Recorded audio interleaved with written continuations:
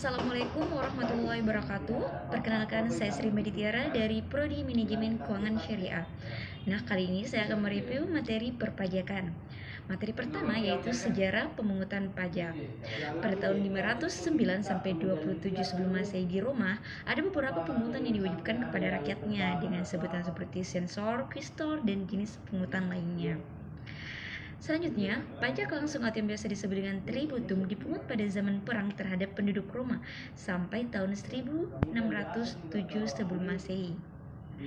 Setelah abad kedua, penguasa Roma mengandalkan pajak tidak langsung yang disebut dengan vectigalia, seperti Portoria, yakni pungutan atas penggunaan pelabuhan. Selanjutnya, di zaman Julius Caesar dikenal dengan centesima rerum venalium, yakni sejenis pajak penjualan dengan tarif 1% omset penjualan.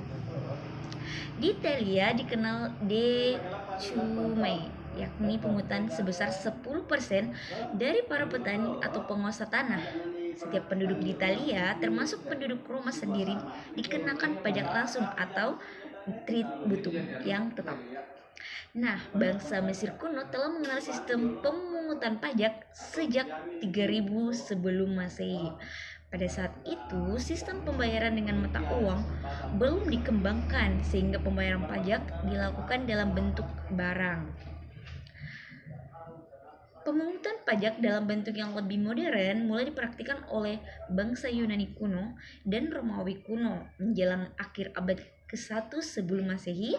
Kaisar Romawi Augustus menerapkan perombakan radikal terhadap sistem pemungutan pajak yang berlaku pada saat itu, yaitu dengan mengganti pemungutan pajak yang ada dengan pemungutan tetap terhadap harta kekayaan serta pemberlakuan pajak perseorangan atau yang biasa disebut dengan poll tax. Pada abad ke-14 di Spanyol dikenal dengan istilah alcabala, salah satu bentuk pajak penjualan. Di benua Amerika, setelah benua tersebut menjadi koloni Inggris, penduduk koloni mempunyai kewajiban membayar berbagai pemungutan kepada pemerintah kolonial Inggris yang di kemudian waktu menjadi penyebab revolusi Amerika, yaitu setelah diundang-undangannya The Stamp Act pada tahun 1765 dan The Townshend Act pada tahun 1767. Seiring dengan berakhirnya masa kekaisaran Romawi, terjadi pula perubahan-perubahan terhadap sistem pemungutan pajak di belahan dunia lainnya.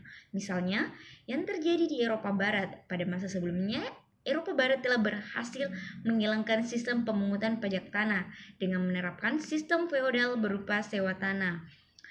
Hanya dalam kurun 2 abad, sebuah struktur politik dan ekonomi yang berbeda telah berkembang dan mengarah pada terciptanya kemakmuran bangsa Eropa Barat. Terakhir, pada periode modern awal di Eropa, perubahan sosial dan ekonomi mulai menghasilkan tekanan untuk mengakhiri praktik pemungutan pajak yang sewenang-wenang dan tidak adil, yang pada akhirnya memicu terjadinya pemberontakan di sejumlah negara di Eropa. Selain bertujuan untuk membatasi kewenangan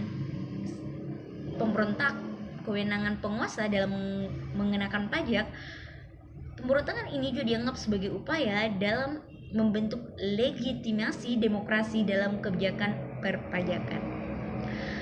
Dan selanjutnya materi kedua yaitu sejarah perpajakan di Indonesia. Yang pertama, di era prakolonial atau sebelum masuknya Belanda, pajak dikenal dengan istilah upeti. Nah, upeti ini dipungut oleh raja untuk kepentingan pribadi dan operasional kerajaannya.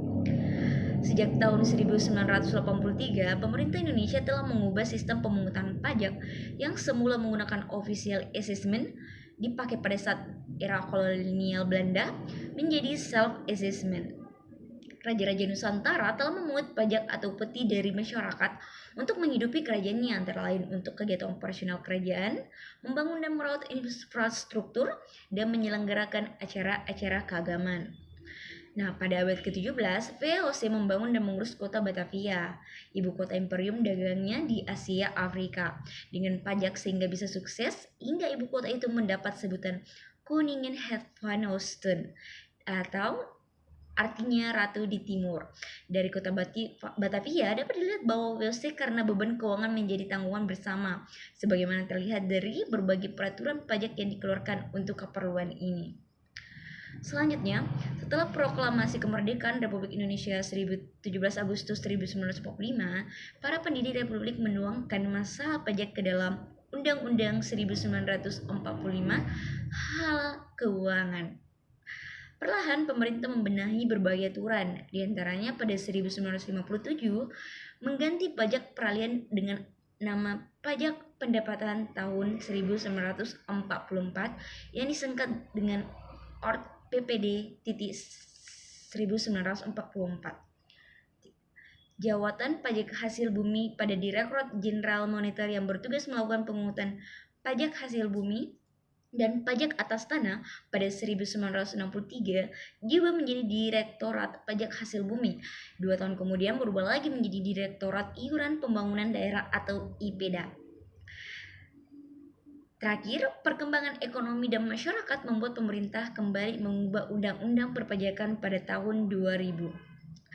Materi ketiga yaitu dasar sistem perpajakan. Sistem perpajakan adalah mekanisme yang mengatur bagaimana hak dan kewajiban perpajakan suatu wajib pajak dilaksanakan. Pada uraian di bawah ini disajikan berbagai sistem perpajakan. Seperti itu. Yang pertama, official assessment. Menurut sistem perpajakan ini, besarnya pajak yang terhutang ditetapkan sepenuhnya oleh institusi pemungut pajak.